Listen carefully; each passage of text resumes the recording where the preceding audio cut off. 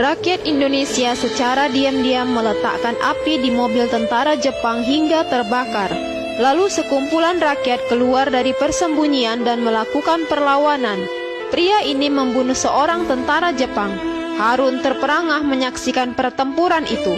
Malam harinya, Gus Wahid dan seorang ulama menemui Ahmad Hamid Ono, tentara Jepang yang Muslim.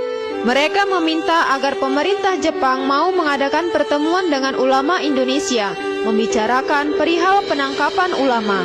Selanjutnya, para ulama yang tergabung dalam Majelis Islam ala Indonesia bermusyawarah, menyusun rencana perlindungan para kiai dan persiapan kemerdekaan Indonesia.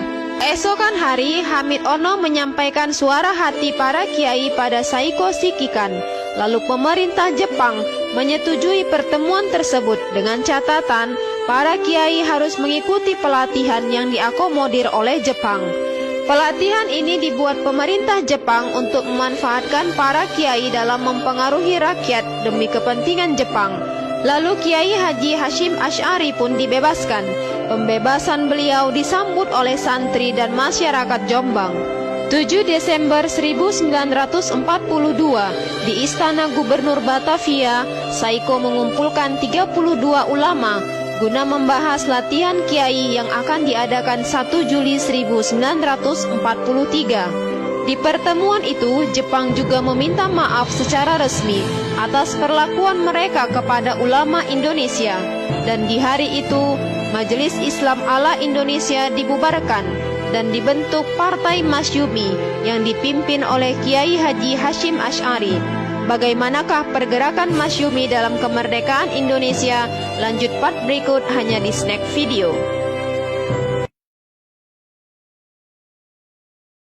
Tentara Jepang ini memukul Kiai Haji Zainul Mustafa.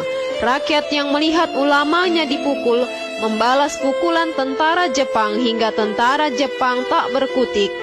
Sementara itu, di pasar, Harun melihat rakyat Indonesia dipaksa menyerahkan hasil bumi yang berlipat ganda kepada pemerintah Jepang.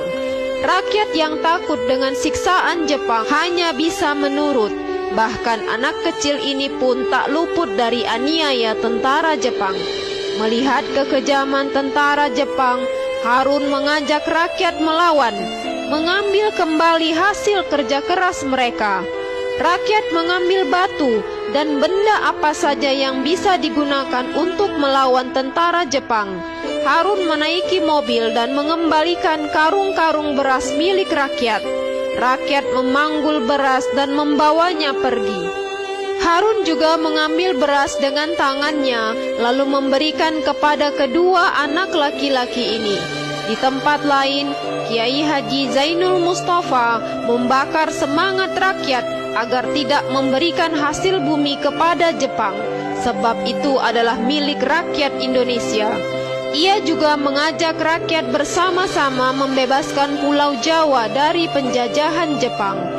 Jepang yang telah menerima laporan tentang gebrakan Kiai Haji Zainul Mustafa mendatangi beliau dan melakukan penangkapan.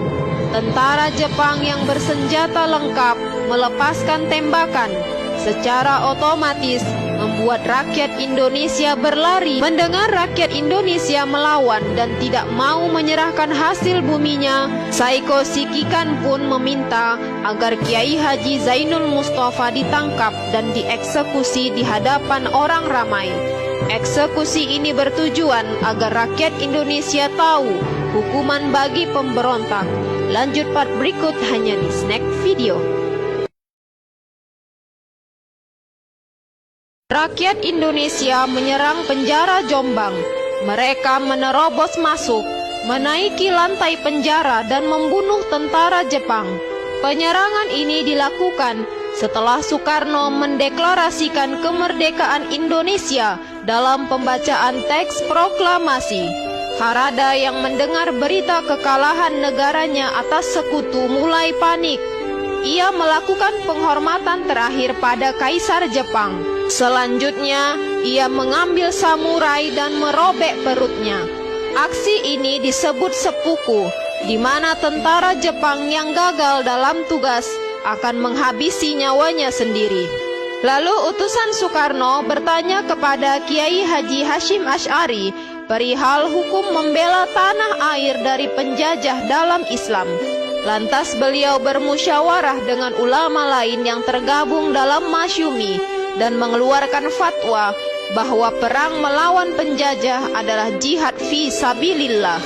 Sementara itu, pasukan sekutu yang telah menduduki Surabaya meminta agar rakyat Indonesia menyerahkan senjata perang milik Jepang kepada sekutu melalui selebaran yang mereka sebar dari udara.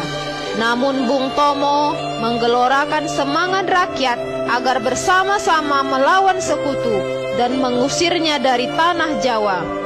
Semangat Bung Tomo yang berapi-api membakar hati rakyat Indonesia untuk berjuang melawan sekutu. Para santri di Tebu Ireng pun turut ambil bagian dalam memerdekakan bangsa. Para santri mengambil restu dari Kiai Haji Hasyim Asy'ari untuk berangkat ke Surabaya bergabung dengan arek-arek Surabaya demi membela tanah air tercinta Indonesia. Lanjut part berikut hanya di Snack Video. Pasukan sekutu menembak tentara Indonesia dengan senapan mesin. Rakyat Indonesia yang sudah mengikuti pelatihan militer bersama Jepang menggunakan senjata Jepang untuk menyerang sekutu. Semangat juang tinggi tidak menyurutkan keberanian rakyat Indonesia. Harun menembak tentara sekutu dan mengambil alih senapan mesin untuk menghabisi lawan.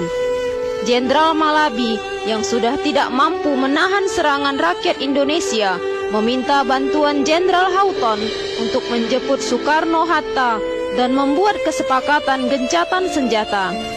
Di Gedung Internasio Jembatan Merah, rakyat menghalangi pasukan sekutu yang ingin masuk ke dalam gedung.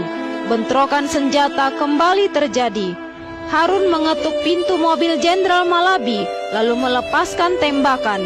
Ia juga menembak tentara sekutu lainnya. Lalu seorang tentara sekutu melemparkan bom mendekati Harun. Harun tak sempat menyelamatkan diri. Ia pun wafat dalam tragedi itu. Peperangan terus berlanjut. Dari atap rumah, pria ini menyaksikan gempuran kota Surabaya yang nyaris seperti lautan api. Tunggu kelanjutannya hanya di Snack Video.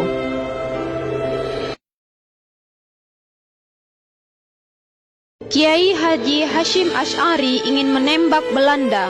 Ia meminta putranya mengajarinya memegang senjata.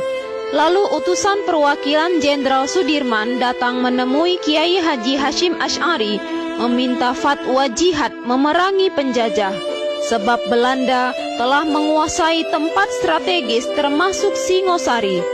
Mendengar berita itu, beliau sangat syok, kepalanya sakit. Beliau menekan kepalanya sambil mengucapkan, Masya Allah, Masya Allah. Namun, siapa sangka, itulah ucapan terakhir beliau. Kiai Haji Hasyim Asy'ari berpulang ke rahmatullah menemui Sang Pencipta. Keluarga yang ditinggalkan begitu berduka atas kepergian beliau. Beliau adalah tokoh yang sangat berpengaruh dalam perjuangan Indonesia. Banyak pemikiran-pemikiran beliau yang disumbangkan untuk negara. Selepas kepergian beliau, pesantren Tebu Ireng dituduh sebagai tempat persembunyian tentara Indonesia hingga mereka membakar pondok pesantren tersebut.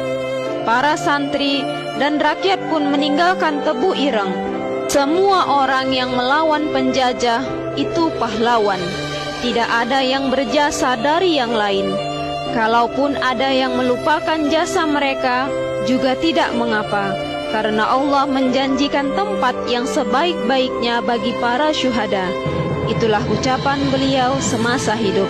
Kiai Haji Hasyim Asy'ari 1875 sampai 1947. Nantikan kisah seru lainnya hanya di Snack Video.